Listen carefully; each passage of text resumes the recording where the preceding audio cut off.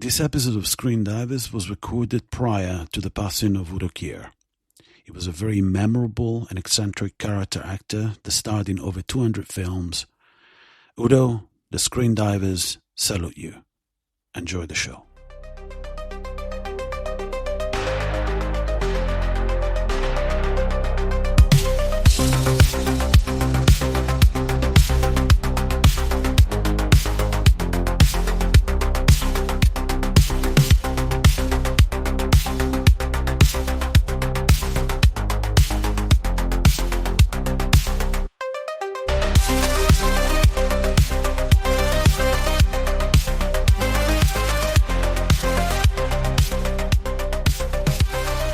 This is Screendivers. In this week's episode, we are talking about 1975, directed by Arthur Penn, Night Moves. This movie is written by Alan Sharp, produced by Robert M. Sherman, and starring Gene Hackman, Susan Clark. And we'll stop right there, because there are many character actors we are going to discuss today. Cinematography by Bruce Surtees, edited by Didi Allen and Stephen A. Rotter. Music by Michael Small, and produced by Hiller Productions Ltd. Leighton, distributed by Warner Brothers. This movie has a running time of 99 minutes and an undisclosed budget and box office record. How are you, Ricky? I am quite the excellent. How are you? I'm all right, man. I'm all right. In this week's episode, we have a very special guest, the sexy crypt keeper, the master of disaster, the boogeyman, the one that you welcome under your bed, George Healy. Hello, gentlemen. I'm fantastic. How are you? Thank you for the wonderful and slightly frightening introduction. We are all right, man. We are all right, and we are honored to have the host of the Horrorweekly podcast, which is one of our favorite podcasts and should be one of your favorite podcasts. What is the Horrorweekly podcast? If you don't know what it is, just go onto your favorite podcasting platform, look for it, just look for Horrorweekly, one word, or just go to social media and join 700,000+ listeners this man has managed to rake, unless they are all bots. How much are you paying that bot farm in China? I cannot disclose. No,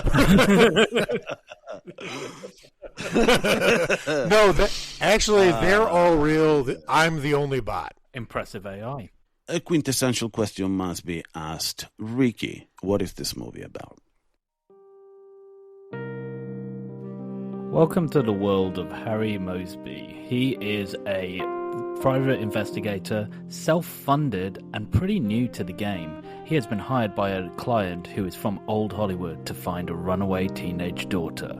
And of course, like any other film noir, he then stumbles into an intriguing mess. That's exactly what this movie is about. That's excellent. But it's also about Gene Hackman going on a brief holiday to the idyllic island known also as Epstein Island. Because, fuck me, man. But what are we talking about? There's a lot of controversy around this movie. We are going to get it out of the way now so that you don't let it distract you through the entire movie. Because I was about to say, I could legally watch this film. I checked the laws in this country. How did you two get away with legally watching this film? Age of consent. But congratulations. It is. It's very important. That's all right. I didn't know, Your Honor. I didn't know. No, anyway, look, the reality is that we need to get this out of the way because otherwise it will interfere with your watch. So what are we talking about? Melanie Griffith allegedly was, how old was she? 16. She was 16. And this is her film debut. There you go. And this movie was filmed, edited, completed. Everything was done in 1973. However, by the boundaries of decency, they were part of the fabric of society in 1975, where porn wasn't unionized. Someone still had the decency of avoiding some potential lawsuit by not releasing this until 1975, 2 years later. So the Melanie Griffith could be legal. Exactly. Yes. I mean, but that It's still a problem. It's still a problem. It's still yes, icky. Mate, it's still an issue. Okay, so whatever mental gymnastics you want to avoid doing throughout watching this movie, because it will hinder your ability to enjoy this movie. So let's get it out of the way now. And if you find some solace in I'm not trying to justify any of this, but I did a watch and a half. Actually, I did half a watch and then I did a full watch. I had to fragment my first watching of this movie.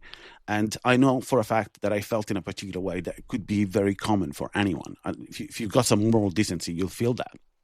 However, know that I had the misconception that Gene Hackman was into this.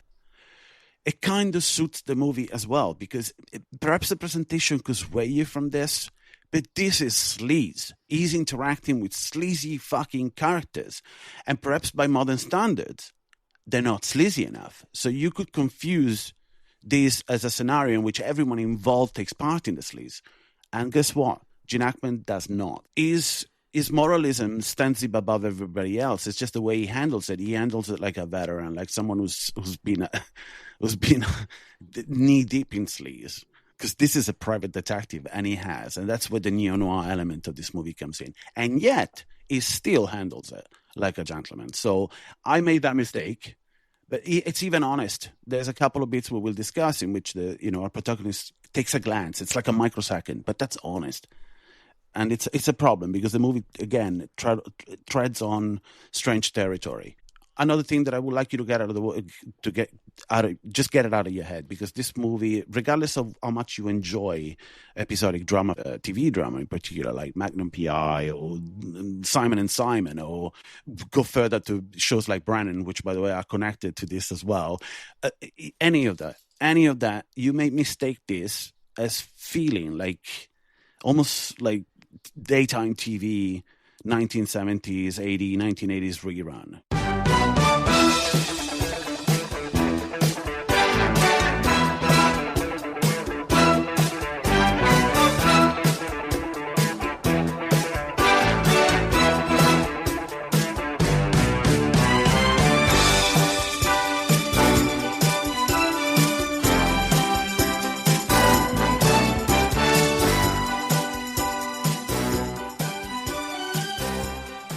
Not that. It's actually much more rewarding. So stay until the end, because if anything, and then I'll stop talking and give it to you guys, the ending of this movie reminded me, believe it or not, of Easy Rider. So I'll leave it at that. To be safe, anyone listening to this episode should pause it now and wait 2 years and come back and finish listening to this episode, and then they'll be good. Yeah, for sure. I didn't pick this movie. Ricky, you did not pick this movie. George, our guest, picked this movie. Yes. Why'd you pick this movie, George? Well, I came by this movie by a weird path. I loved Bonnie and Clyde as a kid, and usually I track movies down by directors when I find something that I really love by them. And this one I just never watched for years and years and years. And then recently I had seen just this stray mention somewhere of how Roger Ebert had given this movie two vastly different reviews. One semi-positive with a lot of reservations, and one much, much more positive later in his career. And then someone else called it one of the holy trinity of film noir detective movies from the 70s, which would be Chinatown, Long Goodbye, and Night Moves. And I was like, oh, I've never seen Night Moves. I should watch that. Then I saw it's by Arthur Penn, and I'm like, what?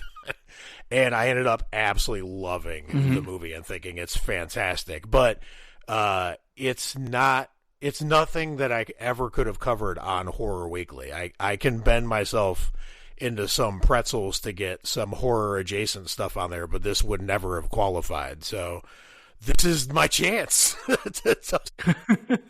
We're your conduit. I mean, I'm just glad that you picked it. Ricky, what's your history with this movie? I believe this may have been my first viewing.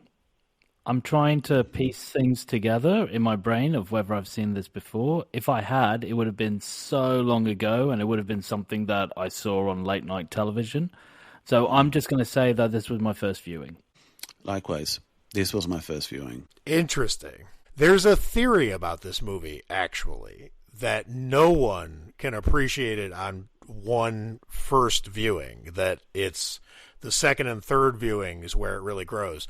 So I'm really curious to see what you guys made of it, now, since it's your first viewings. I didn't know that going into this. Circumstance dictates that I got to watch this movie a time and a half, yeah, and that's almost twice, and that helped, because on the second view, I actually decided to watch this from the beginning on the second viewing. Anna was beside me, so she watched it with me. And by the end of it, Anna said something super poignant. Anna is very stoic. She's Norwegian. So this is high praise. Because at some point I may have said that to her. I said, I don't think you're going to enjoy. I was arrogant enough to assume that. And I said to her earlier this week, I said, I don't think you're going to enjoy this one. Credits are rolling. And she goes, why did you think I wasn't going to enjoy this? So we both were in all the way, to the point in which in the third act of this movie, we were both like throwing assumptions. You know, like at one point I had it. I turned around to her and was like, yeah, of course, that's, you know, we're going to get to that. But I thought I had it. And then it took us for a ride twice. So it's, I thoroughly enjoyed this, man. In regards to my history with this was my first viewing. I mean, I was enjoying it on the first watch as well, but for different reasons. And also, again, I appeal to our listeners, and I'll do it again for the last time. Please toss all the controversy about this movie aside if you can, because it will hinder your ability to enjoy it. So it's very important. But I wanted to talk about something else. This movie speaks a very strange language. And, I mean, at least that was my experience with this. I spent the past 24 hours role-playing a private dick. I had to investigate. I literally, all the factoids that I will throw on the table today are, and it's usually like that anyway. We don't go, the only data we throw at you is at the beginning of each episode. That's when numbers are thrown at you and whatever else, but we don't scour for factoids online. We hunt for them based on the viewing. And in this instance, I had to do a little bit of it. You guys want to hear some of the stuff I found? Absolutely. So the movie opens. We have Harry Mosby walking into his office. And I was fascinated by the tech in this movie, which, by the way, it really puts this movie above a lot of other movies from the 70s. There's a lot of technology that is fresh tech in here. And instead of having a typical neo-noir actually, this could be considered neo-noir, technically. I hate those words when they come together to form that expression, but it is a neo-noir. However, some of the language and some of the conversations and the beat and the rhythm of those conversations are very like 1940s, 1930s noir. You could argue. We're going to talk about that as well. But in regards to the tech in this, as soon as the movie opens, Mosby walks into his office, and there's a piece of tech on the desk, which I adored. I sent a picture to you, Ricky, and I sent a picture to you, George, and I will put a picture of the 1970-something advert for the piece of tech in question. Mm-hmm. It is an extremely, really cool and chunky answering machine, the Codaphone 700. Again, go to our Facebook page and take a look at that photo so you get an idea if you haven't seen the movie yet.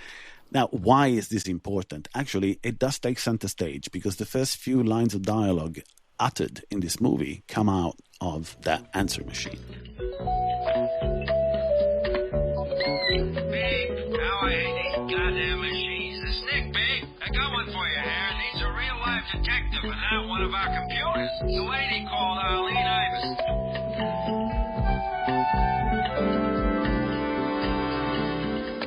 1536 Sunset Plaza.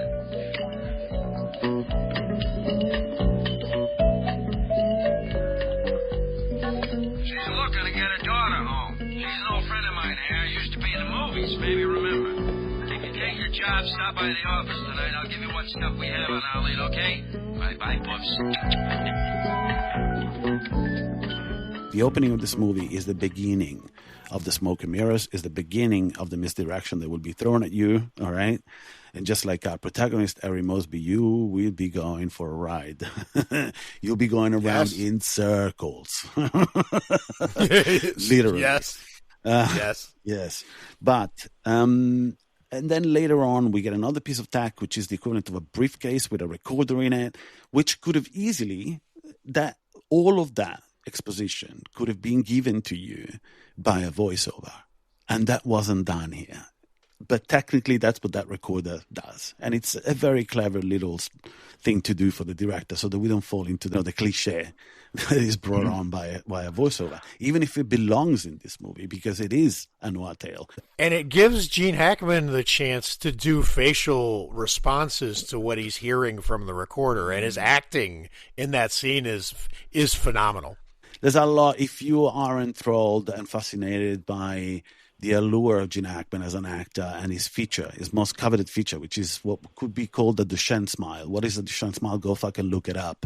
Gene Hackman always resembled possibly another actor. His acting style is Cagney, as close as it gets, probably. But he did have this smiling in anger kind of thing. It's a very menacing smile because right after the smile, you're either getting punched or you're getting tortured. Something's going to happen.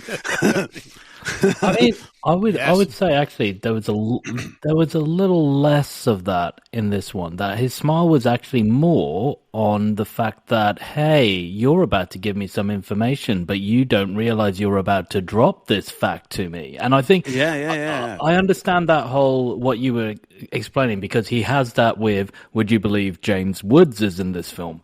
And James Woods gets a proper beating, almost off-screen and on-screen, on a regular basis throughout this film.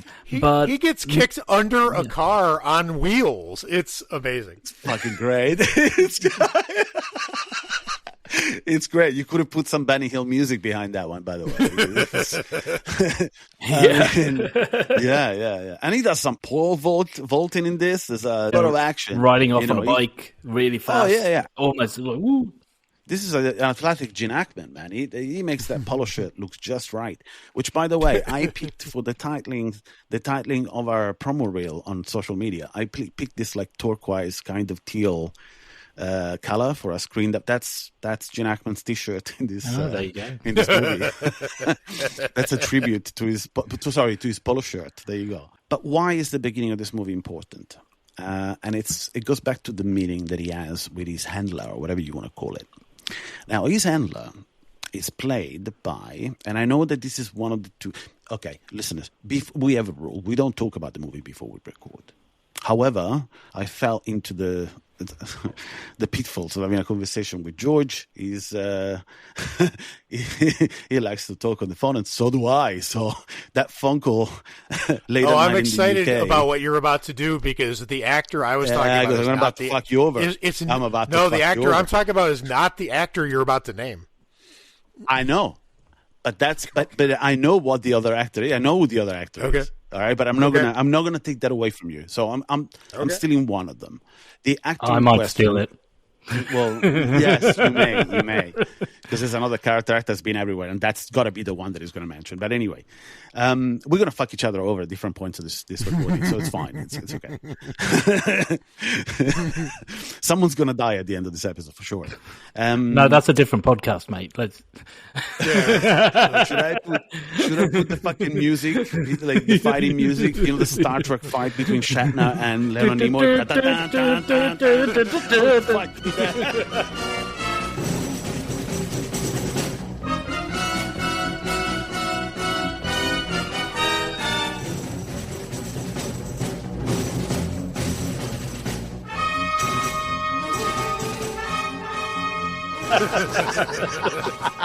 Fucking hell, man. All right. The worst ending of this episode is someone's going to get checkmated. Go ahead. For sure. Somebody's hard drive's going to get checked by the FBI. Yeah, it's going to be yours. I'm It's going to be George's because this is his favorite movie. And they're closer to him. They're going to get him first, right? That's then they're going to find whatever folder I shared with him. They're going to come to me. Then they're going to come to me, and I'm going to tie them to you. Your faith in their competence is touching. For sure. Now, the actor in question is Kenneth Mars. Who is Kenneth Mars? Kenneth Mars plays his handler. Now, we mentioned Kenneth Mars in this podcast before because I tied him to a role that he was somehow memorable in. In a season of Malcolm in the Middle, Kenneth Mars plays Otto, who's the German or Bavarian, I think, Bavarian rancher, who basically is introduced to the audience because Francis, one of the older brothers in the Malcolm in the Middle family, goes to work out. And he's memorable. He's really funny. And you could argue that he's comedic here. He brings some comedic relief somehow, just his presence. But also, recently we talked about him because he was the marshal in Butch Cassidy and the Sundance Kid. Oh, very good. Wow. Yes, he was. Anyway, he appears here and there, and is a very good character actor. I really want to touch the other one and steal it from you. You know what? Let's do it. George, who is the character actor you want to talk about? It's not so much a character actor. It's the fact that there's a science fiction movie that I'm so obsessed with that it ended up being on our Letterboxd list of the best 100 horror movies ever made, and it's total bullshit. Like, it's not horror, and I can't take it off the list because I love it so much. It's Colossus: The Forbin Project, and Susan Clark, who plays Gene Hackman's wife in this movie, is the co-star of Colossus: The Forbin Project, which I had no idea was the case until I did research on it. Like, it just blew my mind that I didn't recognize her. Okay, I'm going to add to that because Ricky must be happy because it's not the one, right? Ricky is not the character. It is? It was. Because you don't know what I'm going to say now. And this actually popped out of recognition for her. Like, I didn't have to look for this. Do you know why I know Susan Clark? Is it because of her TV series? Webster? Yep. That's what I was going for. I did.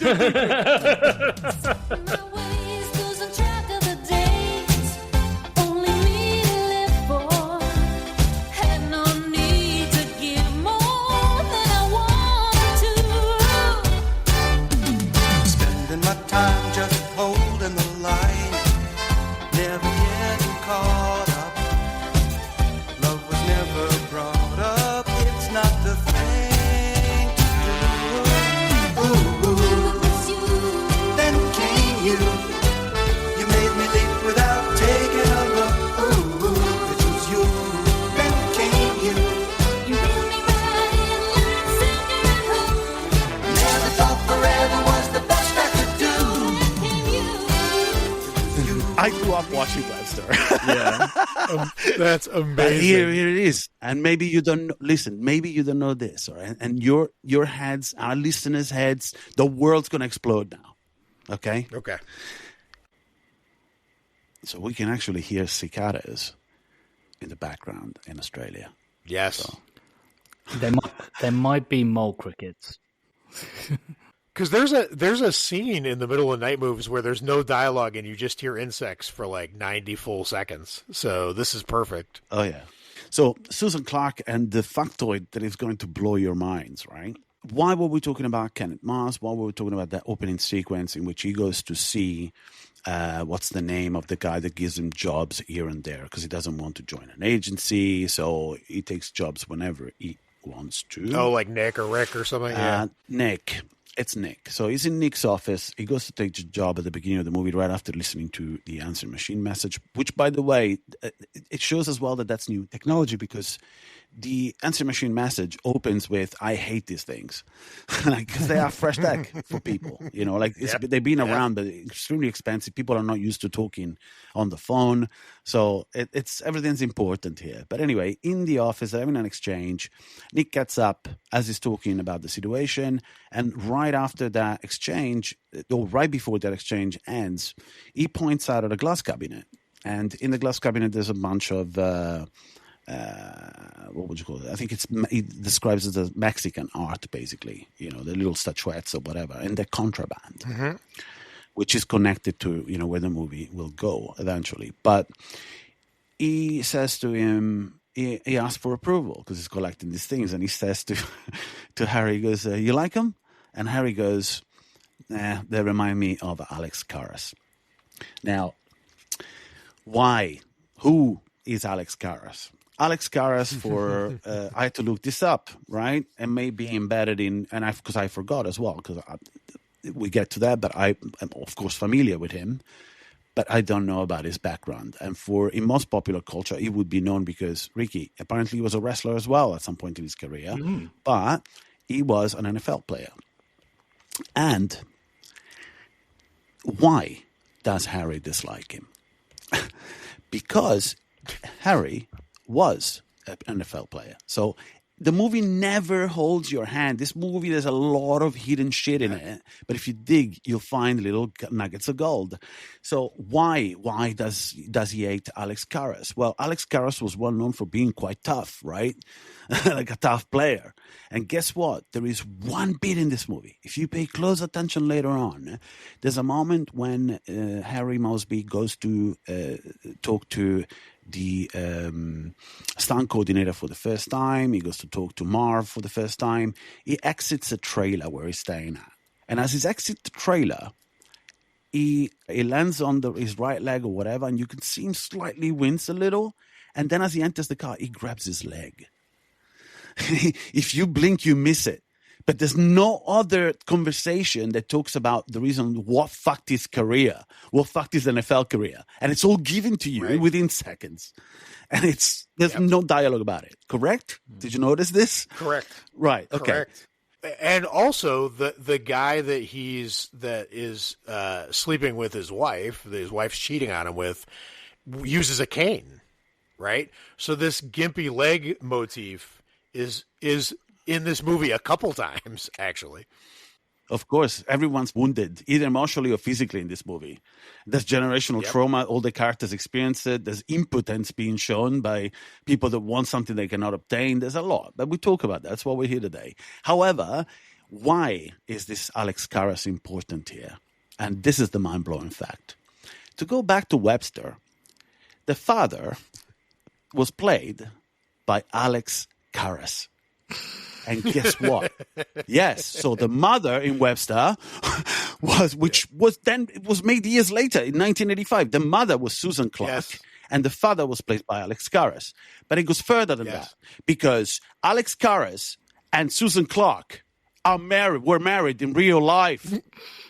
Yes. And why is this mind-blowing? Because in 1973, when this movie was made, Susan Clark and Alex Karras didn't fucking know each other. Again, every day, Pepe's mail's getting sent back to me. Pepe Sylvia, Pepe Sylvia. I look at the mail. Well, this whole box is Pepe Sylvia. So I say to myself, I gotta find this guy. I gotta go up to his office. I gotta put his mail in the guy's goddamn hands. Otherwise, he's never gonna get it. He's gonna keep it. Yes. So the joke hits twice as much because Alex Karras ends up in fucking his movie wife in real life. It's Inception. This movie predicted the future. I checked, man. Alex Karras and Susan Clark didn't even know each other. They started dating in 75 because they worked together on the set of something else. But the movie was made in 73. So it was pen and paper, man. Pen and paper. Your sleuthing is impressive, but also it makes you wonder if they, whatever name they had mentioned, if she would just end up marrying whatever name they had said. She's lucky they said so much liked.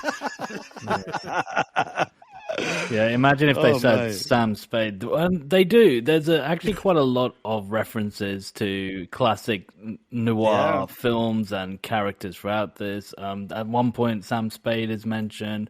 Yes, true. There's even points where Can you tell our listeners, in case they don't know who Sam Spade was, the fictional character? Yeah, well, you know what they need. Maltese Falcone. But they need to educate themselves. Yeah, exactly. Come on, we can only screen dive so much, and then we get the bends. You know, it's okay. But we the uber nerds. We are the uber nerds, right? So let us do the work. But And also, Harry gets sort of taunted on many occasions, being like, hey, are you just saying that because you think that's what a private eye is meant to say? And it also points out actually what an amateur he is. He hasn't got his own firm is independent. But the whole point I feel like about the intro to this whole film is to prove that he's good at his job, because he has his own personal case, let's call it, that he needs to solve that involves his wife. And to begin with, you see his wife go to the cinema. She goes with two people, right? Because one is the fake out guy, and the other one is the Marty Heller, the one she's having the affair with. No, but they're friends, and he's gay. Because it's a typical cliche. It's an antique dealer, right? And Gene Hackman tells a story just by going, hey, when are we going bowling next time? Because it's a macho thing to do. We also get introduced then, as was mentioned, Marty Heller, which is played by Harris Yulin. And we are very wise to mention Ghostbusters 2. He is the judge who loses his cool. Peter Venkman, Raymond Stans, Egon Spengler, stand up! Get up! You too, Mr. Tully. Find you're guilty on all charges. Order you to pay fines in the amount of $25,000 each. To send you to 18 months in the city correctional facility at Rikers Island. Edie, she's twitching. I'm not finished! On a more personal note, let me just go on record as saying that there's no place for fake charlatans. Your Honor? Shut up! Tricksters like you in decent society. Your Honor, this is important. You play on the gullibility of innocent people. Yes, sir. Be quiet. But My hands were tied by the unalterable fetters of the law. But Clear and Present Danger, Training Day, Scarface. Scarface, he played in Bernstein all of in them. it. Yeah. And he was Buddy in the Ozark, if you remember, more recently. And I know him very well because I watch Frasier at nauseam. There's a very good episode of Frasier, I can't remember which season, but where he plays a mobster. And the mobster's called Jerome Belasco.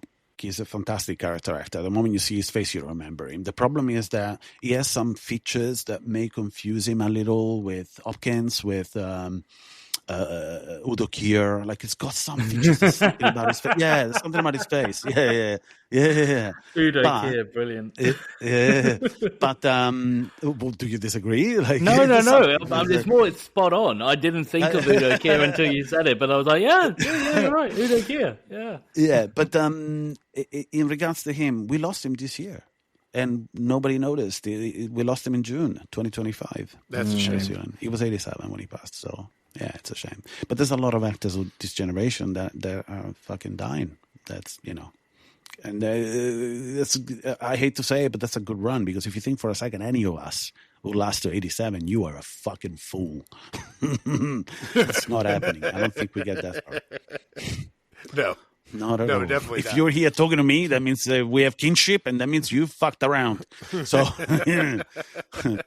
Are we going to say our spoiler warning yet? Yeah, I definitely think we should do so we're going to do some spoilers from this point on. So the thing is, this is a detective story where solving the detective cases is one of the least important plot elements.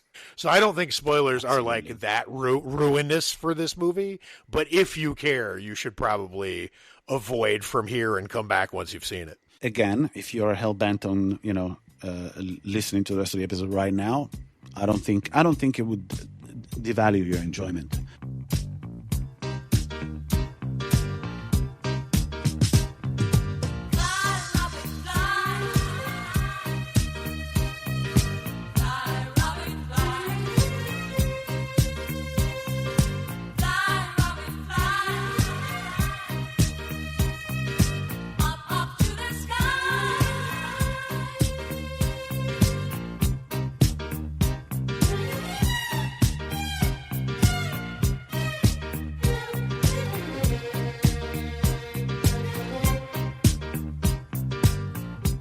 The feel of the movie, it's late 70s, and that's a good thing because it's good top shelf 70s. And we talk about the ending of this movie, which is that very melancholic, like a proper tragic 1970s ending. And at the beginning of this podcast, I said that's to me, that's akin to to Easy Rider.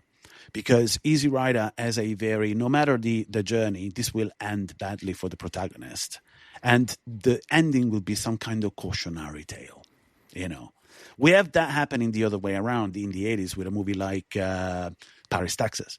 Paris, Texas is an 80s movie with a 70s ending, in my opinion, which is, you know, with that flavor. And that's good, but it requires investment on your part as the viewer, because this movie will throw all this misdirection, not only in its plot and narrative at you, but it would also tonally will fool you, because the last fucking 10 minutes of this movie are like Don't Look Now kind of, you know, it's heavy shit. If you look deep into it, it will show you all the unresolved arcs, all the unresolved lives of the people that you got to meet. Like, nobody learns anything here. If anything, they pay a price, and it's a dear one. But they're all cautionary tales, all of them. One of the reasons this movie excites me is I'm kind of obsessed with this idea that there are really controlled types of filmmaking, like what Kubrick did. And then there's the kind of movie that kind of accidentally succeeds a little bit, where it gets away from the people making it a little bit, and they kind of make something great despite themselves or a little bit sideways. This one is different because the writer, Alan Sharp, was one of the most fatalistic, bleak kind of like creators you can imagine. And Arthur Penn, the director, is relatively optimistic, right? He thinks that change is possible, you can make the world a better place, etc. So these two things clash in this movie, and it makes the movie a hybrid. And I don't think either of them wanted it to be a hybrid. So when the ending is ambiguous, it feels ambiguous because you have two heavyweight creative people arm wrestling, and they arm wrestle each other to a draw.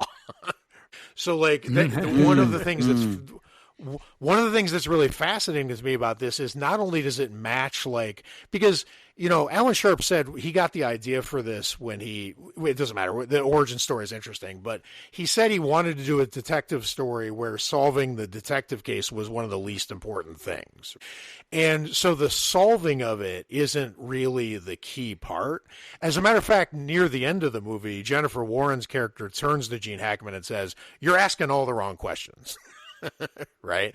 So it's not the solving of it so much that's going to matter. What matters is America was directionless after Watergate and the 70s, like the way it turned.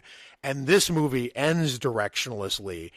And I don't think they did that entirely on purpose, mostly on purpose, but I think it's also because they were each trying to get their hands on the steering wheel of this movie, and neither of them quite succeeded, and I think it's better for it. Well, they crashed into success. Yes. Yes. The kudos to you for bringing this to the table. Normally we give 6 options to our guests, and then you pick one, so you get the illusion of choice.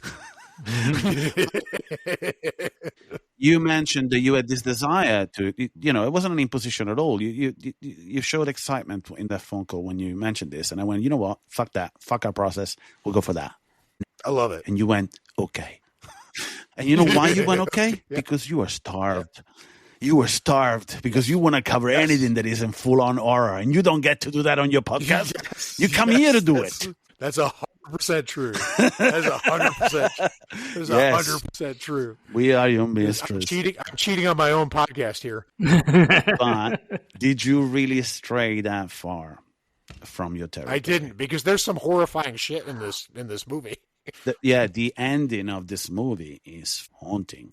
My mouth was open because I was excited. I was like, oh shit, yes, my investment, my 1.5 days of investment in this have paid off. The ending of this movie is phenomenal. And again, I plea with our listeners, if you jump into this and if you have any preconceptions about anything that didn't come out fucking last week, first of all, you have a problem. Talk to somebody. But fix it. Because if you don't look back, your ability to look forward would be diminished. You really need to look back. There's a lot of good stuff behind you.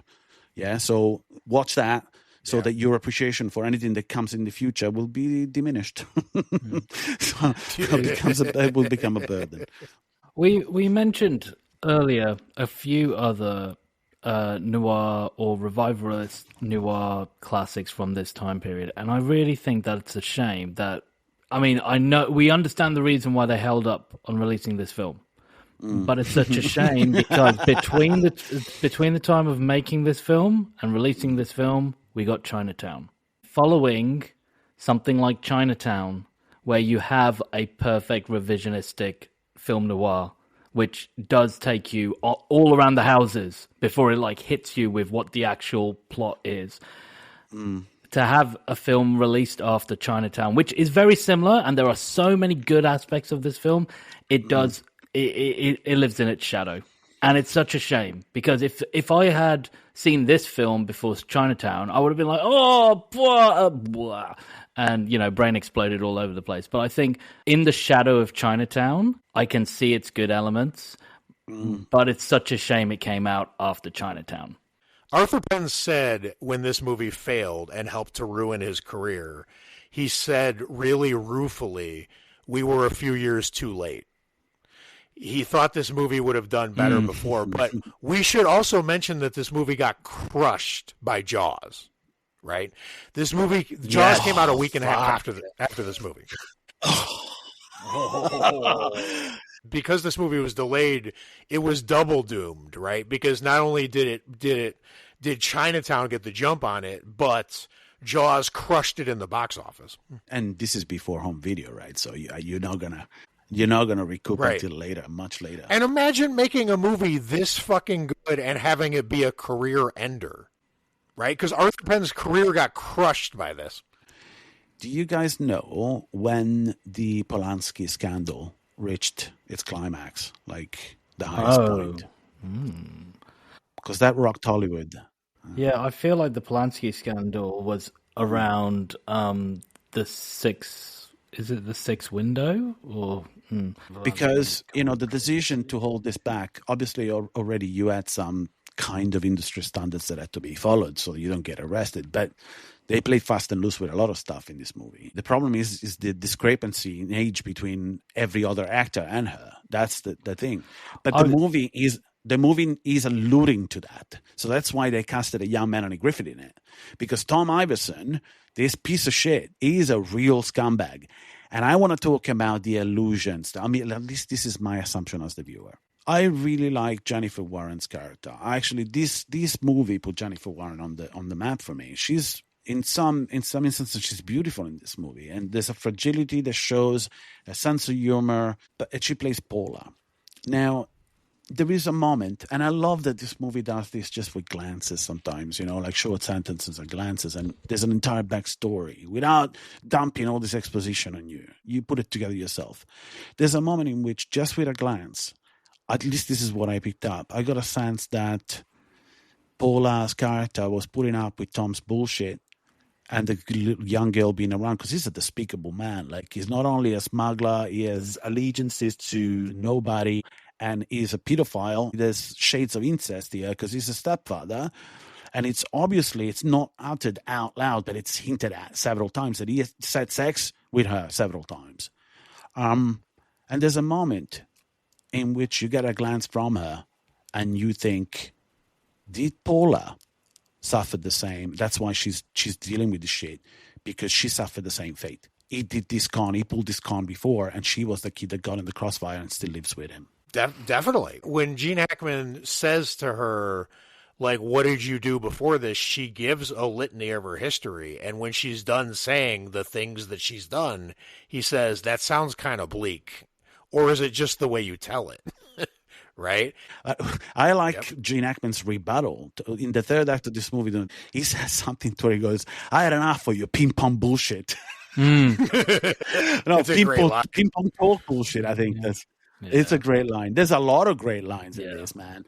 And one of my favorites, the one that kind of kept me investigating throughout the movie, is to try and understand what the fuck Edward Beans is doing in this. The character actor Edward Beans plays Joey Ziegler. We mentioned him briefly earlier. He's the stunt coordinator. And we're jumping around here, and we will continue to jump around. So catch up. I have an accent as well, so I'm making your task even more difficult.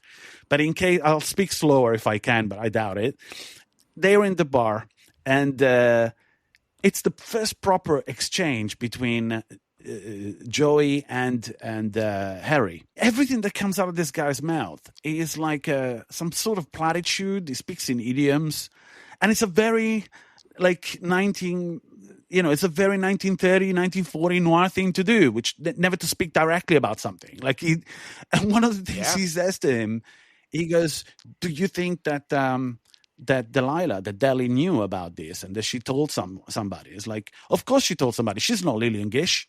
I had to fucking put this joke together. What do you mean by she's not Lillian Gish? Lillian Gish was a famous silent era actress. And this means that, of course, she talked, because Lillian Gish didn't talk in her movies. I had to fucking... Yeah. It's a puzzle. Yeah. And there's a lot of stuff like this, mate. Like, I didn't get it. Well, it's one of the things, honestly, that I like most about the movie is that there's a lot of truly adult conversations that you don't see in movies very often, right? The way these people are talking to each other is really like... At a high level adult. There's an amazing moment near the end of this movie when Gene Hackman is talking to his wife and she goes, he goes, I know when you feel like I'm absent, you reach out. Then he stops himself and he goes, we reach out for other people. And she starts to tell him like this. And he goes, no, I didn't mean just you. And she says, I know what you didn't mean. These people are talking to each other at but like really sophisticated level, but not like academic sophisticated language. They're talking like real people, but like real people who are like digging for truth and can't get there, Yeah, they're married. So there's an emotional layer that is, very adult in their exchanges. But that's not my favorite, man. My favorite is in the kitchen. When they're having an argument at one point, she goes, and this is one of the there's almost like physical confrontation because there's a lot of passion from both parties here. He smashes a glass. They're at the height of the argument. And she goes, stop it, I can't hear myself think. He turns off the garbage disposal and goes, and he says, lucky you. And the movie has the wisdom to pause on it. They just stare at each other after that. There's one part that I love when he first discovers that his wife is cheating on him, and she comes home and she doesn't know he knows yet, and he's hiding upstairs in like an attic situation watching a tiny TV, and he's watching a football game, and she goes, who's winning? And he goes, nobody's winning. Each side is losing slowly. Right? Or something like that. Yes. There are really, really great, smart, poignant lines that these people are saying to each other, but they don't lead anywhere.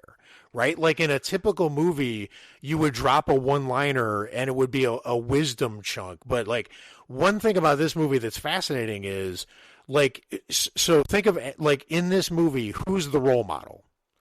What character would you pick in this movie that you'd be like, if I had to choose someone in this movie that I'm going to live my life the way they live their life, who would you pick?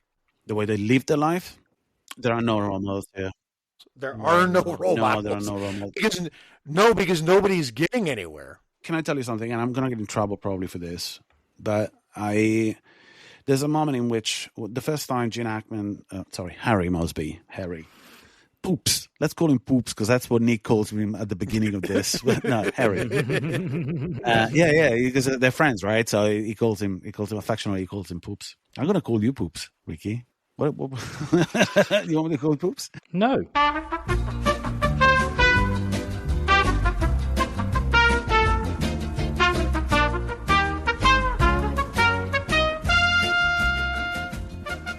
Okay, fair enough. Anyway, Harry, after he takes the job, goes to see Arlene. Again, another kind of despicable, tragic figure, though. She's despicable until she's a tragic figure. I placed a lot of blame. When I thought I had this movie, I placed all the blame on her for a second, But he goes to her house. And that kind of shocked me, because I'm not fucking with you. Patricia Quinn.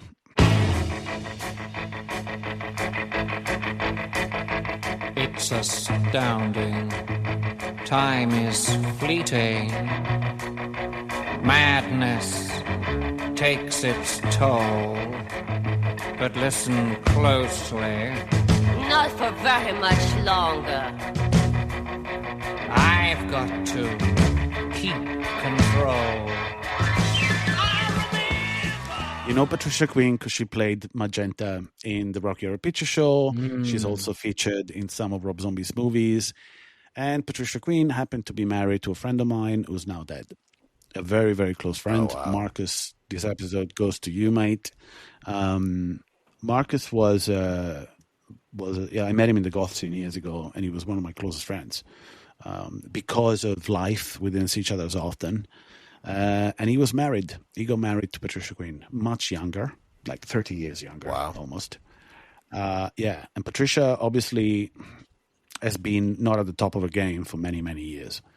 And at one point, I went to see Marcus because he told me that he was unwell. This took him 2 months. Later on, he passed. But I went to visit him, and I went to his house. He was living with her, and they lived in Primrose Hill. Primrose Hill could be categorized as a posh area here in London. That's where a lot of actors, a lot of artists live. Yeah.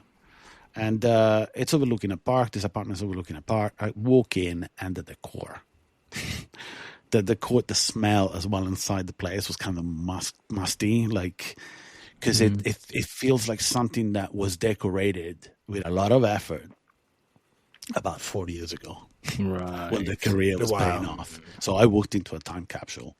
Yeah. And on top of the piano, they had a piano there, like a white piano, which is what Arlene has in her fucking living room.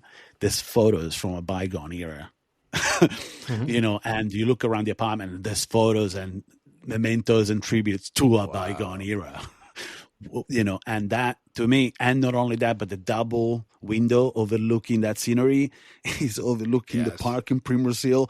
The moment I watched this, I was like, oh shit, it's, you know, the unfortunate career is now gone kind of scenario. And that's crazy. Yeah, it's crazy. And also the drunkenness and the meanness when the alcohol's in the mix, all of that, very, very akin to that situation. There's a real Norma Desmond feel to that. Wow, that's wild. What could happen to anybody? I guess the 1% is the one that manages to keep the same momentum throughout their career in that industry. It's, you know, particularly for a woman, it would be very difficult. Very difficult. I would say that some of my favorite. I mean, like this is full of great lines. I was looking for a list, and he'd fuck a wood pile on the chance there was a snake in it. That's a great one. See, that's again the way the guy spoke, right? It's fantastic. That's great. Or like, you know, the whole story about having, you know, I got touched by a guy and my nipple stayed erect for half an hour afterwards. Oh, the shame. You know, there's mate, that's also that hits back later when he goes, enough of your ping pong talk bullshit. Yeah. And he goes, you lied about this, and this. He takes a pause and he goes, and your erected nipples. Yeah. And again, Harry thinks if you call him Harry again, he's going to make you eat the cat. You know, if you call me, Harry again, I'm going to make you eat your cat. Yeah.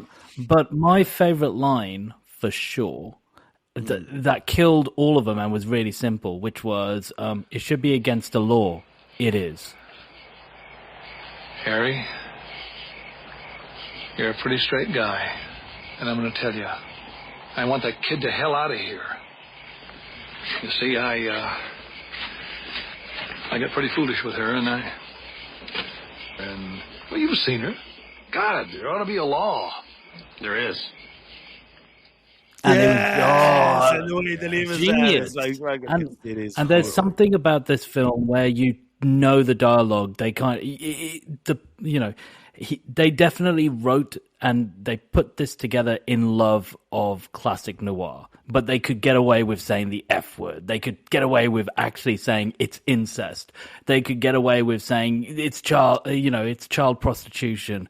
There's so much about this that is so 70s revival, where they go, oh, you know what they didn't used to talk about? Here we go. We're going to talk about it all in this film. And I think that's what the classicness of this film is that it can take something as classic as a film noir and just put its like 70s weird, we shouldn't really be telling the kids. And I can't believe it was only an M rating. Oh no. On the IMDb is maybe over there, but it's Maybe IMDb in Australia rated it's an X. Oh, rated really? X. In Australia, Yeah. it was an M rating. Yeah, but the rating system is different over there, and it's different in the UK as well, right? Yeah. But if you look on IMDb, there's an X on it. Oh, wow. Because, that means over here it was 15 plus, basically. So it could be a 15 in the UK, but Maybe it changed over time. Yeah. One thing to note is, I mentioned how much, I praise it at least. I think that it actually aids the movie to keep it on the edge of the 70s tech-wise, Tech-wise, like I said, this feels like an 82, 83. There's one thing that Harry does when he goes to Marty's house, which is Harry played by Harry Yulin, it's basically another foray into investigating his wife and what she's doing with this dude, and he does it in the most facetious way possible. He walks in, he sits down, pours himself some wine, puts on the music, and right after that little bit of degustation on what's on the table, he decides to put the volume up, right? And when Marty comes out, he turns around to Marty, and in most, again, facetious as fuck, he goes, "Is this one of the new Advent speakers that I heard so much about? Sounds great." And I looked it up. Yes, apparently this company that then, a few years later went bust, ran from 1967 to 1981. This Advent speakers were like avant-garde speakers that were popular for a second. Wow. They're mentioned in this movie. There's so much product placement in this. And the fact that it's distributed by Warner Brothers, and James Woods at one point goes, "I don't know, some sort of Warner Brothers flick," while he's getting beaten up. Yes. What happened to your face? I won second prize in a fight. Where was the last place you saw Deli? In New Mexico. I went down there on a job, a movie location. Something for Warner Brothers. Deli went with me. There was a guy, one of the stuntmen. Deli started hitting on him. When I left, he stayed on. Fuck, man. James Woods is so hammy in this as well. And he's the most important character here, by the way. Yeah. I think you can see if James Wood overacts always. He's always like, I think he was Sir David Joshua Smith in his last adventure with us. He came on for Raising Cain. If you didn't hear that episode, go back and go listen to it. But he mentioned something. We were talking about how John Lithgow is, can really dial it up, but he can also dial it down. And we were talking about overacting sometimes, and James Woods is definitely guilty of that. I love him, but that's the very quality I love about him. But in this movie, he acts something out very well. Maybe because he takes it over the line, and it's contempt. He hates Marv because he has the life that for whatever reason he cannot have. He is a mechanic in the stunt world, and yet he rides a motorcycle, and he dresses edgy, and he wants to, but he doesn't get to do any of that shit. He gets to be the mechanic for someone who does that shit. And on top of that, because of this continuous longing for and looking for peril that gives him that edge, he gets himself fucking killed because he gets manipulated by other people that technically are not predators here. They're just cons, they're trying to be cons. And he's at the bottom of that chain, which doesn't give him much luster in this, And I think Harry knows that. That's why he treats him with such a... Can I say something just a little different about this character? So James Woods' character, I think, and I'm not sure that I believe this, but let's say it's a possibility. I'll be curious to what you guys think. He might have the clearest vision of anybody in this movie, because here's the thing. Gene Hackman is being used as an accomplice to murder, right? Why is Arlene sending him to go recover her daughter? She wants her daughter back so she can get the money, right? So Gene Hackman is Gene Hackman is being used, right? So when Gene Hackman's character brings Melanie Griffith back and drops her off at the house, James Woods is there. And the mom is screaming, and Melanie Griffith's upstairs screaming. And what does James Woods say to Gene Hackman's character? He says to Mosby, "You'll just bring her back and drop her off here? You don't care what you're dropping her into, do you?" I think he knows that this detective has put her in more danger, not less. I think part of why he's so angry is he thinks they should just break free and live free and be on the run. and this spider web keeps pulling them back in. And it gets her, it gets him, it gets almost everybody in this movie. But James Woods' character is the only one who has the sense to try to escape for a little bit, right? Like, the rational response to being in the situation of this movie is to run. And he's the only one really running. Everyone else is trying to catch each other or keep each other tied to each other. I think James Woods' character sees more than you would expect from his outward kind of demeanor. Well, regardless of what it is, he's an accessory to it all, and he also gets killed. And there's also symbolism where he's found. He's found in the little pen with the two other dolphins. And there's one thing that comes out of Paula's mouth that goes, "Oh, some people keep them as pets." Remember that shit? Yeah. Yes. Yeah. And guess what Arlene had? It was very prominent in every shot. She had a pool. Yeah. Yeah. Yes. I don't know. I sorry. That's what I saw. I'm really curious of what you guys made of Mosby's final confrontation with Arlene, with Melanie Griffith's mother, when he comes back and confronts her drunk at the pool. Okay, well, I thought it was exactly what it needed to be, because this film is full of MacGuffins, and Arlene was always a MacGuffin because she had no power in any of the games. So the conversation, the drunken conversation that is telling him little bits of truths, but also it's all garbled because she's always drunk all the time. It's exactly what it needed to be. It needed to be just misdirection for a detective trying to find the truth. So I saw it just that conversation as another MacGuffin for leading up to the finale. Interesting. It was a roller coaster, that conversation for me. It was a roller coaster because at the beginning you are with what starts as a needed retribution that you crave for this character, but then it goes straight into violence. There's an amount of violence in the verbiage there that is dished out to her that it almost gets to a point, it gets too much, and then it reverses your emotion for it. Like I was on Gene Hackman's motorcycle until a certain point, because he goes to, you are there because she is a terrible mother. And of course, whatever cycle this woman has gone through is perpetrated onto her teenage daughter. And fucking Harry has no qualms about pointing this out because it's very true. But the moment that truth hits, you feel the impact. And that started turning into pity for me, because then she's allowed to give some sort of rebuttal that it's tragic, and it's super sensible in this scenario, because that's how things went, and they still go. She goes, "I spent more time on my knees in this industry," and you can feel that this woman is being driven by whatever desire for fame and a career in the industry.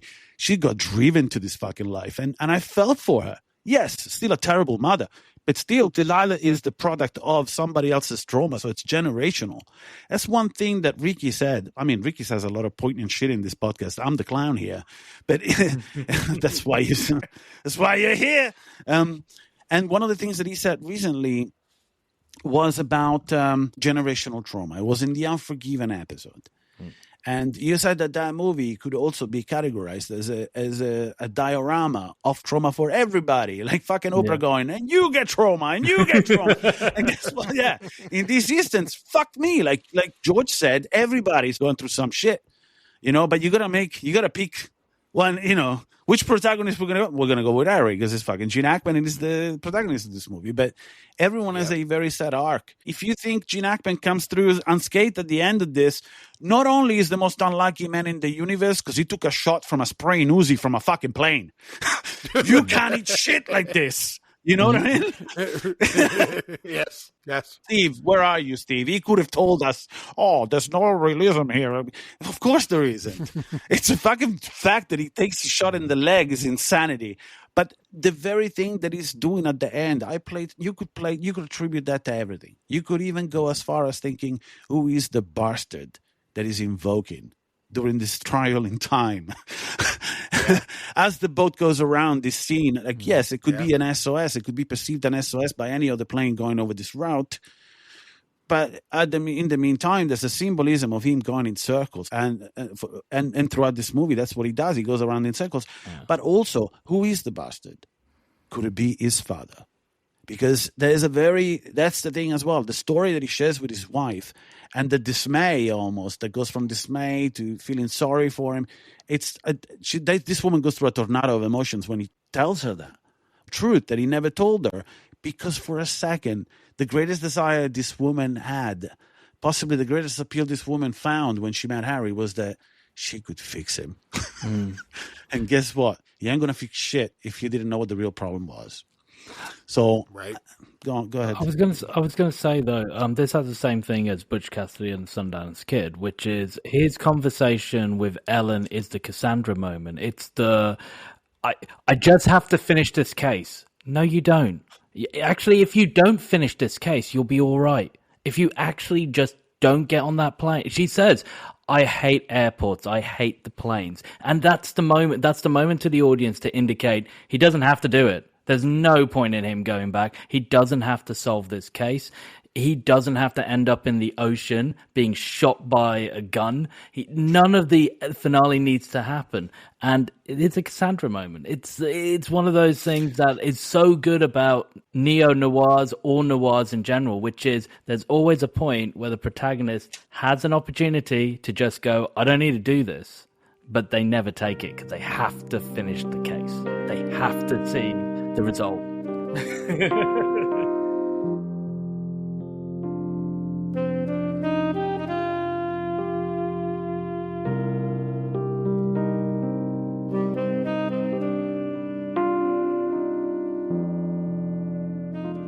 There's something else as well. There's a ton of visual check of gunnery in this. There's check of guns left and right, and they pay off. One of them is the bottom of the boat being glass. Yeah, not only, you get a view of Epstein Island there for a second. Oh my God, also... I knew you'd... I was about to say, are you on the list? Are you on the part of the files? Well, after this episode, we're all on the fucking list. There's a message here. These are all pieces of shit. Like, it's despicable behavior. Yeah, no, that's exactly right. You notice that there's a moment early in the movie where Mosby's wife gets caught coming out of a movie theater. And the movie that they're going to see is My Night at Maud's, Eric Rohmer film, right? That film is part of a 6-part series called Moral Tales. No one is moral. No one is moral in this movie. Everyone is immoral in this movie. That is the point. Doesn't Hackman's character say something in regards to a Rohmer film? I saw a Rohmer film once. It was like watching paint dry. At the beginning of this movie telling you, this isn't it. Yes, 100%. I guess this would be the best time for me to reveal the prop that I have. You ready? You ready for the prop? Oh, yeah, please. I'm ready. Go ahead. This is the chess game that's played in the movie. I don't know if you guys... I set it up and I played it out myself. I set up the actual chess game. So the chess game, the name of this movie is Night Moves, but in chess you have night moves, right? And the thing about this chess game that's interesting that Gene Hackman's character really connects with Jennifer Warren's character on. One of the things that I really like about this is that the key move in that chess game is a queen sacrifice. You have to lose the most valuable thing on the board to win, right?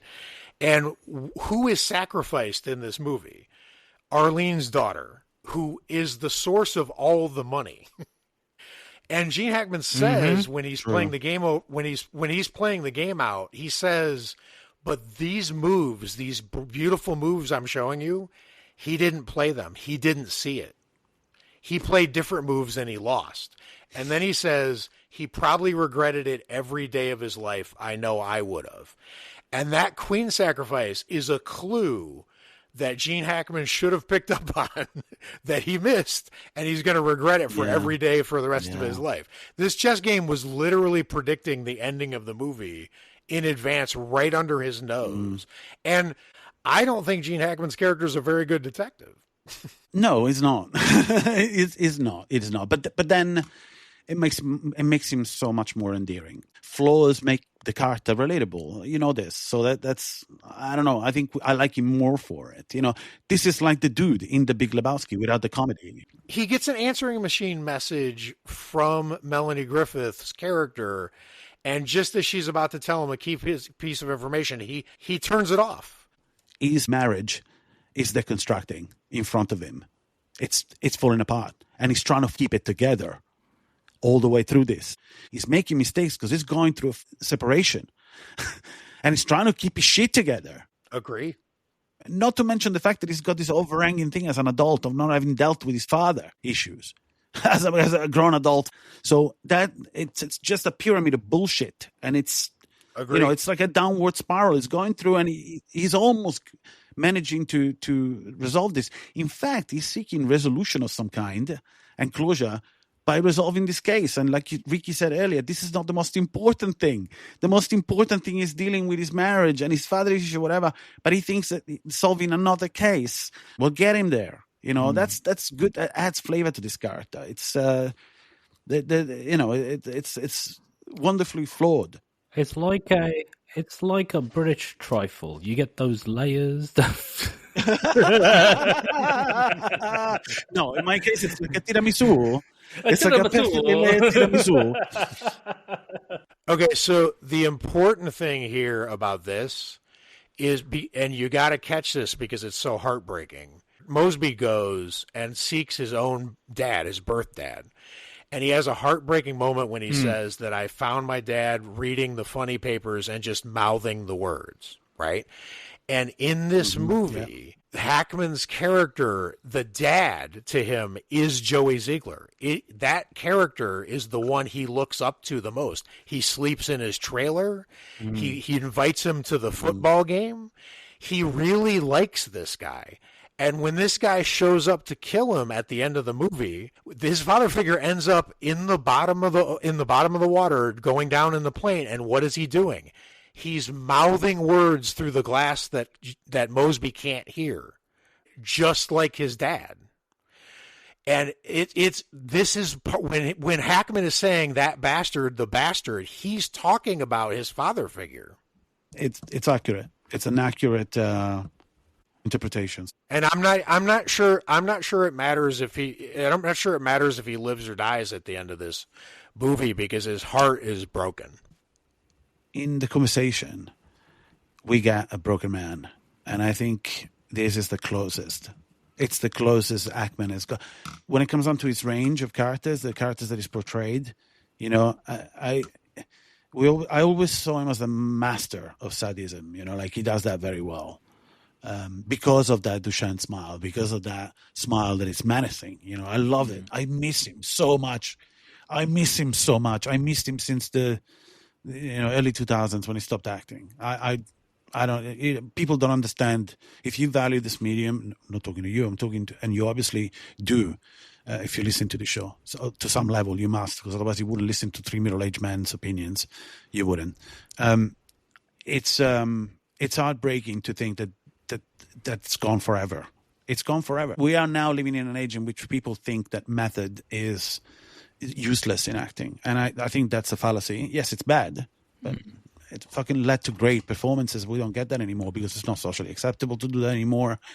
It's an era. It's the end of an era, and it's a shame because now it's gone forever. So it's tangible.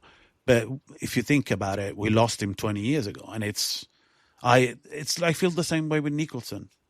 Why don't we get any more Nicholson? Because it's over for whatever reason. It could be cognitive abilities. We don't know about the inner workings of these things. I don't think someone like Nicholson went recluse because the career arc of Nicholson and Gene Hackman is very similar. We'll never get that back. I totally agree. And you know what, Jennifer Warren, when they asked Jennifer Warren what it was like to work with Gene Hackman after this movie, you know what she said? She said, I think he's a miraculous actor. Without any preparation sometimes, he's just always in touch with the truth. Ratings? We're close to it. We are close to ratings. But is there anything that we missed here? Do you guys have any factoids or anything you want to discuss quickly that we missed? The producer thing. The producer what's going thing. on, mate? So we haven't talked about the strange story that happened during the making of this film, which was Quentin's house, which is the character played by James Woods, was actually owned by Phil Kaufman, a road manager for Graham Parsons at the time of his death. During the filming of this, Phil Kaufman was arrested because he followed the wishes of Graham Parsons, which was to just burn his body. He did this illegally. He basically covered the body in petrol and he set it alight and then tried. So he handled a body. He basically stole it from a morgue, put it somewhere out in the desert, burnt the body. Mate, that's a good friend. All right? That's a good friend. Oh, so this is a horror podcast. Excellent. Yeah, it is. There we go. So the film that was made afterwards, documenting or at least dramatizing this whole thing, was called Grand Theft Parsons. Oh my God.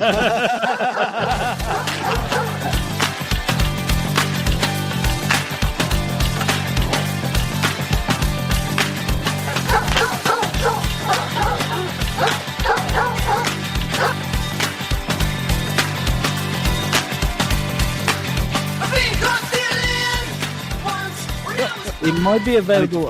It might be available on Tubi. Johnny Knoxville's in it, and so is. You're joking. Yeah, Johnny Knoxville's in it. It plays Phil Kaufman, so the guy who does the burning of the body. Was it a dramatization? And yeah, in the dramatization, it was a dramatization. Yeah, it was a dramatization. That's fucking great. Christina Applegate's in it somewhere as well. So go find out about Grand Theft Parsons, 2003. Nice one. So, when this was found out, Arthur Penn turned around to Gene Hackman and said, "Man, we're shooting the wrong movie." Now, I've got a factoid for you. As the movie starts, I'm a sucker for 70s crime funk. That's what I call it. And this movie has a phenomenal score, which, by the way, on the latest transfer, available on the Criterion collection. Are you aware that Criterion as a company is reviving a lot of... No, that's all right. They should give us... They should sponsor us, man. They should sponsor us. I tagged them.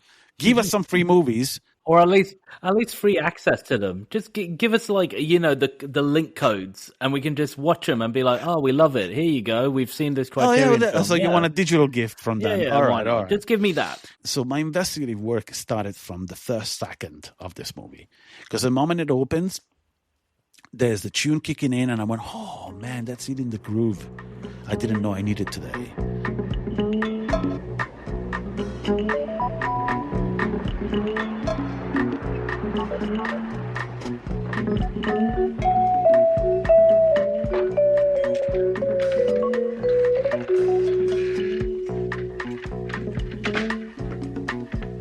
And the sound as well, like the remaster, it's clean, really nice and clean.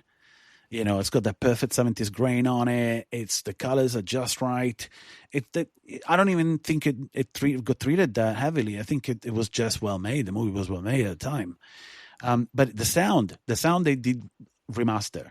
And the reason why I know this is because as soon as the movie started, I thought, let me pause it for a second. Let me do the promo announcing what movie we're doing next week. And usually on social media, I would put some music in the background.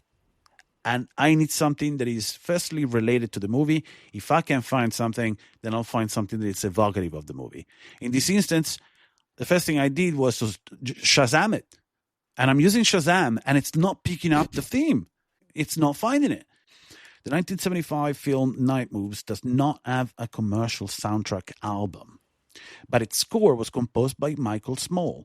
Now, the Michael Small soundtrack was never released, and the reason why is because, unlike other films from the era, there is no official soundtrack album available, and the original tapes are believed to be lost. So the entire score for this movie, and allegedly got stolen. Oh. Yes, by disgruntled members of the production. So it's gone forever, and you can't fucking find the score. And I was dismayed because I like it. So if you go on YouTube or whatever and you manage to find it's someone that reconstructed it from the movie, and it's not good enough. Wow. Yes. Factoid. That's kind of spooky. Factoid. Yes. I have one factoid for you. Because Arthur Penn and the writer of this movie, Sharp, were in such conflict, after the movie was released, Sharp did a novelization of the movie.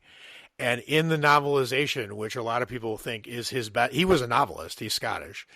A lot of people think the novelization of Night Moves is his best novel. In the novelization, he put back all the things that Arthur Penn took out of the movie. And he sent a copy of the book to Arthur Penn and wrote a note in the front page, and it says, "Do you think there's a movie in this?" Bitter. Little bit of post-movie revenge. I think it's ratings times. George. Yes, I give this 9.5 spilled Ryan Waters out of 10. This is a really, really special film, and the thing that's happening here that is built into the thing we were talking about earlier about how it's really hard to appreciate this movie on the first watch or without watching it again is it gives the space and time that a lot of movies don't bother. And it's really kind of unique that way. I was in a really difficult period of my life when I first saw this movie. The details aren't necessary, but I was watching movies. I didn't even have a TV. I was watching movies on tablets outdoors, like in bad weather, oftentimes. And when I fired this movie up, when I fired a lot of movies that got me through that time up, I would have to pause them. To think about what I just seen if something special happened. I never had to do that with Night Moves. Something really extraordinary would happen in it. Someone would say something really interesting like the whole "where were you when Kennedy was shot" exchange, which is a magnificent piece of dialogue in this movie. And then the movie got quiet. You were walking with the characters. You were hearing the insects in the background. You were hearing the water lapping at the shore. And I didn't have to pause it because while I was thinking about what I thought was extraordinary about what just happened on the screen, the characters were also thinking about what they just experienced as well, right? So it syncs up with you if you're experiencing some kind of difficult time of your life. This movie can sync up with what you're going through. It's waiting out there as like a really forgotten classic. And because it's not that appreciated and not that well known, you don't have a lot of stuff in your mind when you go into the first watching of it like you do. You don't get stuff from culture about this, right? If you're a person who's never seen Unforgiven, you probably still know things about Unforgiven before you watch it. Night Moves is a totally blank slate for most people when they first come to it. And if you first come to it in a really difficult time, the characters are going to be so relatable to you that it becomes special, but while you're dealing with like what you're experiencing on the screen, the characters are dealing with it at exactly the same time. And whatever that syncing rhythm is between what the people making this movie were trying to figure out and do and get across and the extraordinary level of artistry of the director, the writer, the actors, there's nothing like it. So it's got flaws. It's not well known for a reason. It's a detective movie without a lot of action. When they tried to like market this movie, they didn't even know how to make trailers for it because they were like, we want to put in the action scenes, but the action scenes were fucking weird, right? Because it's a unicorn that way, because it's a broken masterpiece. It's the kind of movie you can turn to when something's breaking in your life. And I think it's extraordinary for that. And there's not a lot of movies that can do that. And most of the ones that are straight dramas or trying to be. I don't think this one was trying to be. I think this one ended up what it was meant to be. It's accidental greatness. Accidental greatness, exactly. Ricky. I'm really struggling to score this film. There is a lot about this film that I really like. If I took the last 20 minutes of this film, this would easily hit the 9s. If I took the middle section of the film where they go out on the boat at nighttime, it would be a bit of a 6.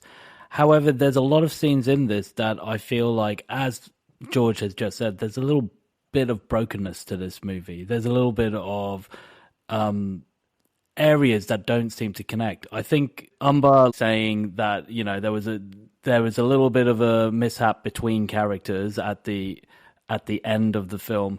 It happened to me as well, because I didn't get the whole MacGuffin storyline. And yeah, it's a MacGuffin storyline, but I didn't get all of the little pieces that were connected to that final MacGuffin storyline. I didn't realize how many people. I actually had to read it up.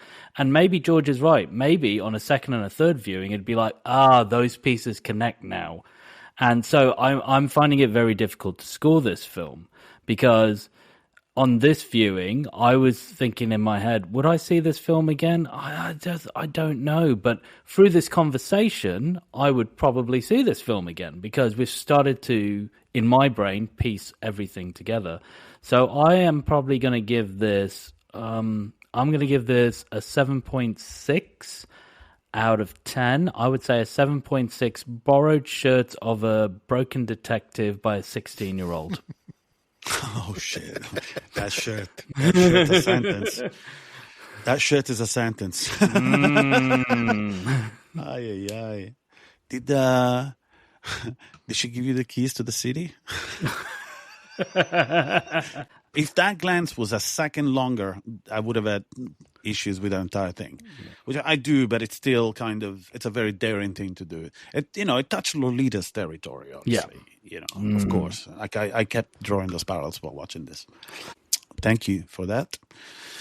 I'm glad that this was gifted to us, and this is such an elitist thing to say, but I think it's difficult to surprise us, and I see that as being a challenge for our guests. In this case, you got to give us an early Christmas gift. I really enjoyed this. I was going to come into this rating with a lower score, just like Ricky. A lot of the stuff I'm going to say now is going to mirror what you said. But the thing is, the third act of this movie completely saved the movie for me. Like the poignancy, again, I am very appreciative. Like I mentioned Paris, Texas earlier. There's a lot of movies of the era, and Paris, Texas is a 90. I said I always put it in the 70s category for a reason. That's a fallacy, but I don't give a shit. It feels like a 70s feel for me. The way it paces, it's evocative of films like Five Easy Pieces or Common Knowledge. A movie that is very imposing on the viewer, because even by modern standards, to pace at that rate and then give you the final fucking, like the punch is right at the end. You need to stay in. You need to stay. You need to stay for it to get rewarded. So you will be rewarded, It's bad when you watch a movie and it's in position all the way through and the third act doesn't give you that. But otherwise, in this instance, the journey is great, but the ending, from a visual standpoint alone, it's burned into my retiness. This is to quote Bob Ross, this is a happy little accident. It feels like we're paying tribute to Hackman. This is, by the way, I think the third Hackman movie that we've done. Fourth. We've done The Conversation, we've done Royal Tenenbaums, we've done Unforgiven, now we've done this one, and we will continue to do more. Great. I think this is an 8. And it wasn't going to be an 8. I was going to walk into this with a 6.5. So it's an 8 turquoise polo shirts. Hey. Sorry for the lack of inventiveness, but that, I'm telling you, the next polo shirt I'm going to buy is going to be a turquoise steel one. And on that note, this was Umba. This is Ricky. This is George.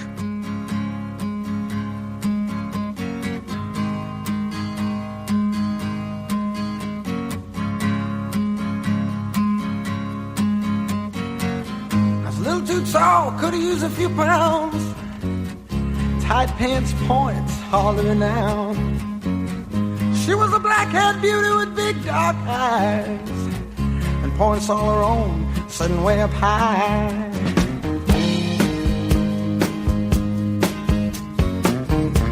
Way up firm and high. Out past the cornfields when the woods got heavy. Out in the back seat of my 60 Chevy, working on mysteries without any clues. Working on our night moves, trying to make some front page driving news. Working on our night moves in the summertime.